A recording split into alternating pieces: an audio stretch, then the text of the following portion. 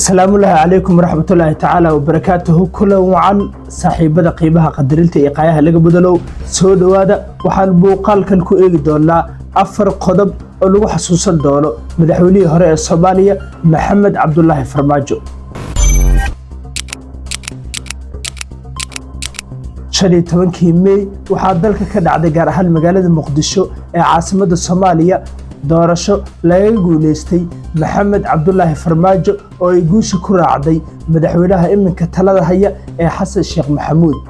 madaxweyne maxamed cabdullaahi farmaajo inkastoo uu kursiga baleeyay haddana waxa uu ka tagay xasuuso markaa lagu xasuusan doono, waxaana laga yaabaa in xusuusahaasi isugu jiri karaan kuwo xun iyo kuwo wanaagsan intaba. haddaba daawade waxaan muuqaalkan idinkugu soo baahin doonaa 4 qodob oo markaa lagu xasuusan doono madaxweynihii hore ee Soomaaliya maxamed cabdullaahi farmaajo. inta muuqaalka la guda galin daawada aan ku xasuusiyo in muuqaalka aad la galo saarto sidoo kalena aad sii share gareyso si saaxiibo fara badan oo wanaagsan sidaadoo kale oo muuqaalku u gaaro. mahadsanid. inkastoo dalka Soomaaliya uu sameeyay kobac dhinaca dhaqaalaha ah iyo sidoo kale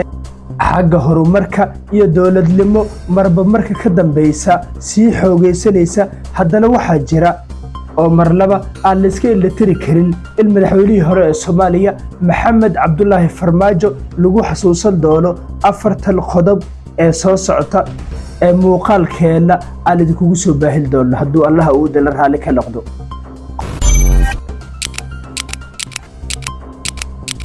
qodobka koowaad ee farmaajo lagu xasuusan doono waxa uu yahay joogteynta mushaaraadka ciidamada iyo sidoo kale shaqaalaha dawladda. arrintan ayaa ah mid xagga hore kaga xusneed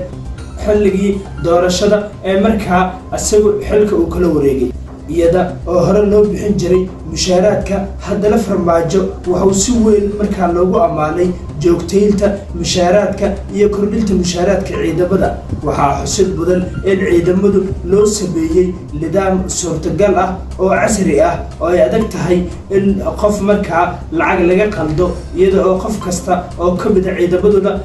ay u soo dhaceysay ama ay ugu soo dhaceysay taleefankiisa gacanta. qodobka labaad ee lagu xusuusan doono madaxweyne maxamed cabdullaahi farmaajo waa muddo kororsiga. baarlamaankii Soomaaliya ee xilligaasi ayaa ansixiyay 2 sano oo muddo kororsi ah oo loogu daray hay'adaha dawladda oo uu ka mid yahay madaxweynaha. waxaa arrintan ay timid kadib markii bishii Febraayo ay u dhabaatay muddaxileedkii madaxweyne farmaajo, iyada oo aysan jirin wax qorshe ah oo doorasho dalka markaa looga qaban karay. waxaana arrintaasi ka dhalatay sida aad la wada socotaanba buuq iyo qalalaase markaa dalku uu galay kadib markii siyaasiyiinta Soomaalida ay si weyn arrintaasi uga soo horjeesteen. qodobka saddexaad ee madaxweyne farmaajo lagu xusuusan doono waxa uu yahay ereyadii Haysom bishii January sanadkii 2019 dowladda federaalka Soomaaliya ayaa warqad dalka uu uga baxo markaa u jartay wakiilkii qaramada midoobay ee Soomaaliya Nicholas Haysom. warqadda waxaa qoray wasaaradda arrimaha dibadda ee wasiirka ahaa Axmed Ciise Cawad kadib markii Haysom uu warqad u diray wasaaradda arrimaha gudaha taasi oo la xiriirtay rabshado ka dhacay magaalada Beedhabo oo la xiriirta doorasho markaa halkaasi ka dhaceysay bishii November 2021 ayaa sidoo kale wasaaradda arrimaha dibadda ay dalka ka eriday ku-xigeenkii AMISOM ninka lagu magacaabo Simon Mulungo oo isla markaa lagu eedeeyay faragelin qaawan. maxamed cabdirasaaq axmed oo xilliga ahaa wasiirka arrimaha dibadda ayaa sheegay in Mr. Mulungo oo ku kacay dambi weyn, go'aanka dalka loogu eriyana uu ahaa mid markaa loo baahnaa in markii horeba la qaato. sidoo kale maxamed cabdullaahi farmaajo qodobada lagu xasuusan doono waxaa ka mid ah dhiibistii cabdikariim sheekh muuse qalbi dhagax.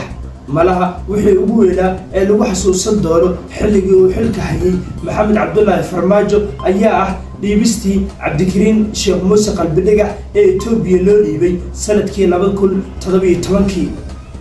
cabdullaahi Sambaloshe oo ahaa taliyihii hay'adda nabad sugidda iyo sirdoonka ee markaasi oo meel fagaaro ah markaa fadhiyay oo warbaahinta ay wax ka weydiisay arrinta qalbi dhagax ayaa yiri arrintan waa mid xasaasi ah xilligan ma jirto cid ka hadli karta sidoo kale waxaynu ka hadli doonaa marka xilligeedii la gaaro ayuu yiri Sambaloshe oo warbaahintu markaa ay wax ka weydiisay arrinta dhiibista qalbi dhagax la xiriirta golaha wasiirada oo shir ku yeeshay magaalada Muqdisho ayaa difaacay dhiibistii qalbi dhagax waxayna sidoo kale ururka OLF ay markaa ku dareen liiska ururada argagixisada inkastoo dalalka adduunka intiisa badan aysan sidaas u aqoonsaneen ururkan balse baarlamaanka federaalka Soomaaliya oo arrintan markaa guddi gaar u saaray xilligaasi ayaa arrintan ku tilmaamay in ay ahayd mid sharci darro ah iyada oo sidoo kalena ururka OLF oo ka tirsanaa Cabdikariin Sheekh Muuse qalbi dhagax waxay ku sheegeen in uusan ahayn mid markaa argagixiso waa hagaag afartan qodob waa kuwa loo aragnay in markaa lagu xasuusan doono madaxweynihii hore ee Soomaaliya Maxamed Cabdullaahi Farmaajo wixii fikir talo iyo tusaale ah waxaad noogu reebi kartaa qaybta hoose ee faallada ama commentiska waana ku mahadsantihiin daawashada muuqaalkan iyo in markaa aad nala soo gaartaan ilaa iyo dhammaadka muuqaalkeena mahadsanidin